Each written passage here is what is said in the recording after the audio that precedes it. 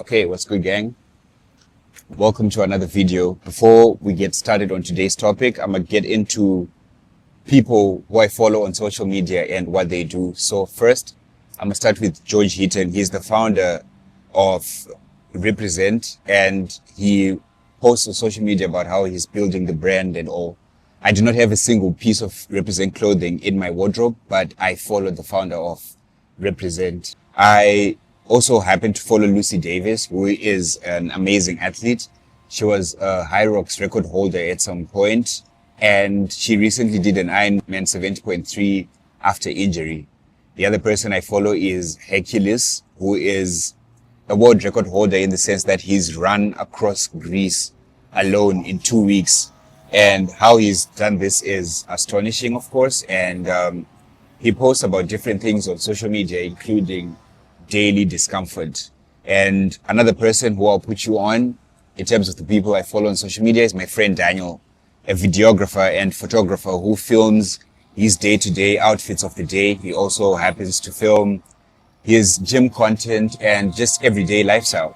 Now, all these people have different ways in which they've affected me. They're the people whose content I consume on a day-to-day because they post regularly, but none of them have ever defined who I am for me. And that's the topic of today's video, because today there is a lot of trends. There are a lot of different people who we meet on social media, who we see on social media in different seasons of their lives. And these things are the things we see constantly. They're what we're constantly consuming. They're constantly what we're learning from. Now, the sentence seeing is believing can also be transformed into seeing is learning, because every time you see something, your subconscious learns something from it. And that's what I'm getting at today, because even if you're not seeing actively, a lot of us are just doom scrolling. We are learning something from it. And how we learn things from social media, from what we see and what we learn, is what shapes our identity in the first place. And then the reason why we are on these social media platforms and we're on our phones all the time is because we're trying to be entertained. And entertainment spans across different levels. There is reality TV, there is sport, there are movies. The people, again, who live their day-to-day life and show it on social media. There are people who are traveling, and there are all these entrepreneurs. Some of it is people in different seasons of their lives, and some of it is just perpetual, which means it just keeps going. And this is exactly where we start to lose it. When we follow them, we try to be them, because again, they only post what is going right in their lives and they don't post everything. And that's where we forget that seasons exist, because the internet is a huge archive and it doesn't give you in seasons. It gives you everything all at once. And this is where misalignment is, because then we just start performing. You just start doing things without being intentional about them, without knowing their purpose, without even sometimes taking time to learn and seeing whether the thing applies and aligns with you or not. That's where you forget who you are. Today, you have one role model. Today, my role model could be George Heaton. Tomorrow, it could be Daniel. The following day, it could be my girlfriend, because I consume the content they put out. I consume the stories they post and all. And those different role models start teaching me different things. And as you live, you start trying to do what they do. You are essentially trying to build your own world. You have your own reality, you see your own things, and you have your unique perspective. But your unique perspective can never be unique if you're trying to take your world and build it from A's world, B's world, C's world, D's world, E's world, F's world, and then trying to be all these people at the same time and build your world from it. Your world has to be built from your own principles, your own fundamentals, your own ideas and ideologies, your own lessons, and your own preparation for building that world is what makes that world truly yours. So when you try to take 7 different worlds and just merge them into a single world, chaos erupts, because those 7 different worlds are 7 different identities, and you could never mix up those 7 different identities. So that is where the mistake is. Building one world out of several different worlds and just trying to put it all together and just trying to make it work without intention, purpose, or even questioning what exactly it is that you believe in. It's not that you do not know who you are. It's you do not know who you are becoming. You are building from different worlds and you're trying to build one world from it. Now, when you look at this, you might say, okay, now this guy is talking about not having multiple interests. He's talking about niching down and just being one thing and then identifying with it. Well, you'd be completely wrong about that, because I am one person who believes in becoming a jack of many trades. Jack of many trades, maybe master of none, but better than a master of one. I believe in multiple interests, but what I believe in as well is alignment. Because alignment is what makes you you. Alignment is what will give you identity. It's what will give you the ability to say yes to the things that truly serve your purpose. And it is what will give you the ability to say no when things do not align with you. It is what will give you the ability to click the unfollow button when you're no longer interested in a specific person's post or in a specific page's interests and how they build their things. And when you feel misaligned with specific things, it's what gives you the power to step away. That alignment, because then in alignment, you form an identity. It's a matter of structure, and it's a matter of not just being a viewer of things and then just doing. It's a matter of being an actor in your own life and choosing what you act on. I like the principle of doers and actors, because doers are people who see, they get up and they go. Sometimes there is no fundamental interest in what they're going to do. Whereas actors, I believe, would be different. An actor will not simply just hear about a movie and go into it. First, there's developed interest in what the role is about. And then comes the reading of the script and seeing whether they're fit for the script. And when an actor feels fit for a script, no matter how big they are, some of them go and audition for a role to see if they are aligned with that role.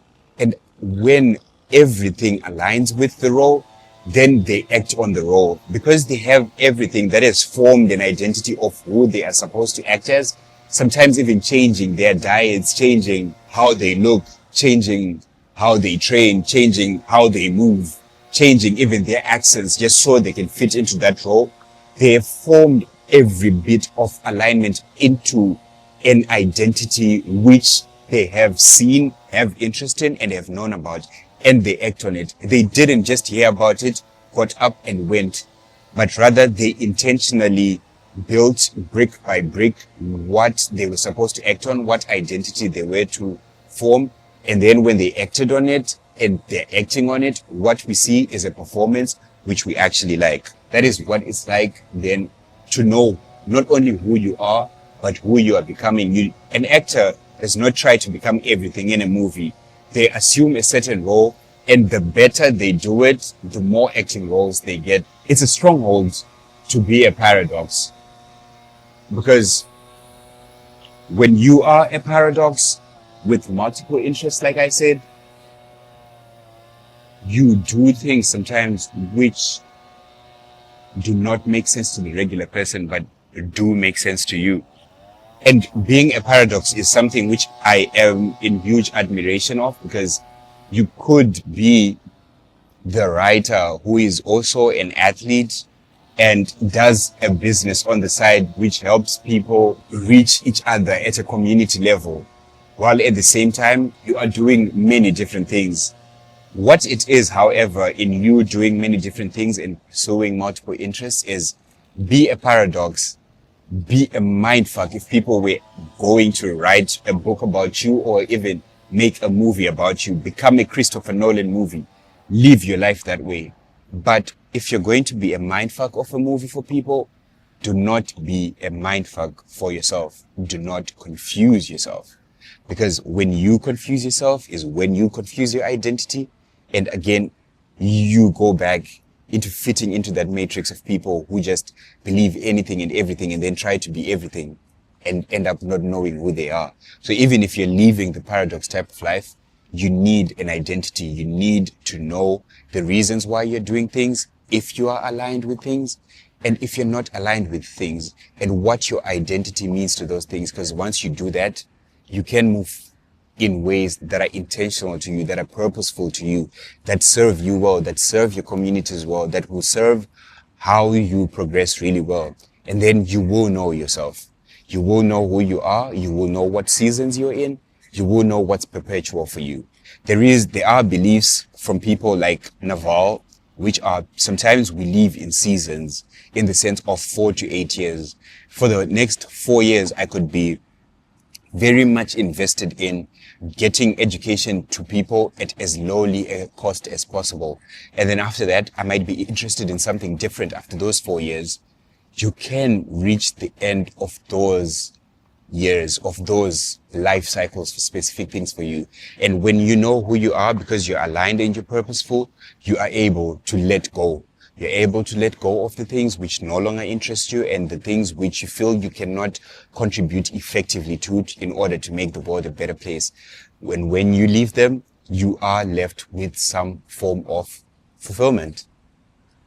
And sometimes that's all you need, some form of fulfillment, because fulfillment is purpose, it's identity, and it is the authenticity that a lot of people preach, but do not really show us how to get there. And when you try to be everything, identity disappears.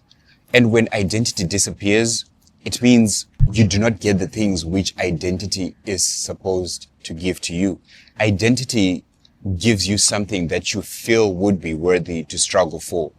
It is what makes what looks like work to other people be play to you. What makes you go to sleep exhausted and makes you wake up excited to do it again because you have the urge to do it and you have formed an identity with it and you are aligned with it. It's what gives purpose to all things. It makes you move intentionally, informs you of who you are, what you're building, and who you are becoming in the process of doing all of these things. And when you have an identity and you're deeply rooted in it, the trends that I was talking about earlier come to guide your expansion. How would they do that? Well, they can become an educational shift, sometimes reinforcing who you are, helping you ask the questions that will realign you and dismissing who you're not. Because sometimes simply you see people participating in different things and you say, this is not me, this is not for me, I will not be participating, rather I would do this. And then you do the thing that makes you you, because when you do it, again, fulfillment comes. So despite my claim at the beginning of the video, the trends that come when you know who you are and when you are aligned with who you are do not shape you. You end up shaping them because then you're deep rooted in your identity. So knowing yourself is not something that's seasonal. It's definitely not a trend, and it's something that should not be time bound. And it's something that should not and cannot be defined by someone else, but just by you. Because, you go in the shower and sometimes you sing along to the greatest hits, or you just sing the greatest hits, but that has never made you a certified hit maker. It's never made you a musician, has it?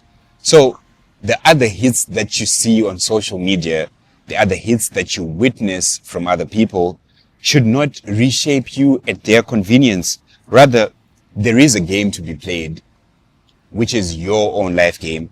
And this game presents itself to you every single day. Sometimes it might look rigged, but it only looks rigged when you're trying to play another person's game.